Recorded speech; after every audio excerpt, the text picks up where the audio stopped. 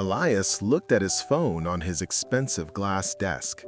The screen flashed "Dad calling." He didn't even think. He swiped the red button and put the phone face down. He told himself he was too busy to talk. He did not know that this was the last time his father would ever try to call him. He did not know that tomorrow would never come. Elias lived in a very big, noisy city. He was a successful architect. He designed many tall buildings. Elias was always working. His phone was always in his hand. He was always checking his emails. He was always talking to people about his work. He walked very fast. He ate his lunch very fast. He thought that if he stopped working, he would lose his success. He was building tall buildings for other people, but he was forgetting his own family. Elias thought he was happy because he had a lot of money. He lived in a modern apartment with fancy furniture, but his home was very quiet. He did not have many friends. He only had business partners. Every morning he woke up early to go to the office. Every night he stayed late to finish his work. He told himself, "I am doing this for my future." He did not realize that his real life was happening right now, and he was missing it. In a small, quiet town far away, his father lived alone. His father's name was Thomas. The house was old and wooden. It was the same house where Elias grew up. The house was full of memories of Elias. There were pencil marks on the kitchen door frame. These marks showed how tall Elias was every year on his birthday. There were old sports trophies in the hallway from when Elias was a young boy. Thomas spent his days in his small garden. He sat in an old wooden chair on the front porch. Thomas was getting old.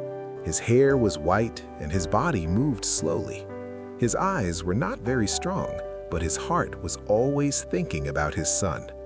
Every Tuesday evening, exactly at 6 p.m., Thomas did the same thing. He washed his hands, sat at the small kitchen table, and picked up his old mobile phone. He found the contact named My Son and pressed the button. He did this every week, not because he had big news, but because he just wanted to hear Elias say hello. He wanted to know if Elias was eating enough, if he was sleeping well, or if he liked his life in the city. In the big city, Elias would see the phone light up. He would be in a bright office or at a loud restaurant.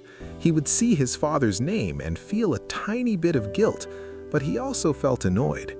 "He always calls when I'm busy," Elias would whisper to himself. He saw his father's calls as a chore, like a boring task he didn't want to do. He would swipe decline and tell himself he would call back on the weekend. But when the weekend came, he would go to a party, and the thought of calling his father would vanish. Thomas would hear the busy tone and gently put the phone down. He never left angry messages. He never complained. He would simply imagine that his son was saving the world with his buildings. He would make a small bowl of soup, eat alone in the quiet kitchen, and try again the next week. He began to feel like a ghost in his own son's life, invisible and easily ignored. Because he couldn't talk to Elias, Thomas started writing to him. He bought a simple leather notebook from the local store. He began to fill the pages with the things he wanted to say. Tuesday. The flowers in the garden are finally blooming. I wish you could see them. I remember how you used to help me in the garden when you were a boy. He wrote about the small things, like the neighbor's dog or a story he saw on the news. He also became a collector of Elias's success. Whenever he went to the library, he would look for magazines that mentioned Elias's company. He would carefully cut out the photos of his son. He would tape them into the notebook with shaky fingers. He didn't understand the complex business talk, but he recognized his son's smile. He showed the notebook to the lady at the grocery store, saying, "Look, this is my boy. He's very busy, you know. He's doing big things." The notebook became his way of staying connected to a son who had no time for him. It was a bridge of paper and ink, crossing a gap that Elias didn't even know existed. One cold, rainy Monday, Thomas didn't go to the garden. He felt a heavy pressure in his chest, like a giant hand was squeezing his heart. He sat on his bed and reached for his phone. He wanted to call Elias, but he hesitated. He looked at the clock. It was 9 a.m., the time Elias usually had his most important meeting of the week. I shouldn't disturb him, Thomas thought. He worked so hard to get where he is. I will wait until tonight. He lay down on the bed, holding the phone in his hand. He watched the rain hit the window. He thought about the time they went camping and his father had carried a tired Elias on his shoulders. He smiled at the memory. The pain in his chest got worse, but he didn't want to be a burden. He closed his eyes, thinking he would just take a short nap until the evening when Elias would surely be free. He never woke up. He died holding the phone, waiting for a time that was convenient for his son. Elias was at a loud party celebrating the completion of his tallest building. He was holding a glass of wine when his phone rang. He checked the screen. It wasn't his father. It was a number from the police station in his hometown. He stepped into a quiet hallway to answer. "Is this Elias?" a voice asked. "I'm sorry to tell you, but we found your father in his home this evening. He has passed away." Elias felt like the floor had vanished. The sounds of the party became a distant hum. He didn't cry at first, he just felt cold. He drove 3 hours through the rain.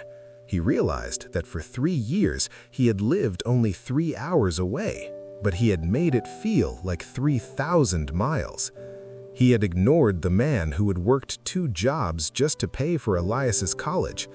He had ignored the man who had never missed a single one of his childhood games. He had traded his father for a career, and now the trade was permanent. Elias entered the house. It smelled like old wood and dried roses. It was the smell of his childhood. He walked into the bedroom and saw the notebook on the nightstand. He sat on his father's bed and began to read. He read every word, from the first page to the last. He saw the newspaper clippings of himself. He saw the notes about his birthday. He saw the shaky handwriting where his father wrote, "I'm so proud of him." He found the last entry, written only days before. It said, "Elias, I know you don't call because you are busy. I'm not sad. I'm just happy you have a life you love. I'll be here whenever you're ready." Elias broke down. He realized that ready never came because he was too selfish. He had ignored a love that was unconditional for a success that was temporary. He sat in the dark house, holding the notebook, and realized he would give every building he ever designed just to have his phone ring one more time with the words, "Dad calling." Elias stayed in the small town to bury his father. He didn't check his work emails for a week. He spent his time in the garden pulling the weeds that his father was too weak to pull. He looked at the marks on the doorframe and realized he was now a man who had lost his way. On his last day in town, he saw a young man at the grocery store. The young man was on his phone, looking annoyed, saying, "Dad, I told you I'm busy. I'll talk to you later." Elias walked up to him. He didn't know the stranger, but he spoke with tears in his eyes. "Please," Elias said, "don't hang up. Tell him you love him. Later is a very dangerous word. You never know when later becomes never." The young man looked confused, but he stayed on the phone. Elias walked to his car, finally understanding that true success isn't about how high you build your towers, but how well you take care of the people who helped you get there. Your parents spent years of their lives waiting for you to grow up, waiting for you to come home from school, and waiting for you to succeed. Now, they are just waiting to hear your voice. A 10-minute call is nothing to you, but it is everything to them. Don't let their calls go to voicemail. Don't be the person who only realizes what they had once they are standing in an empty house. Call them now.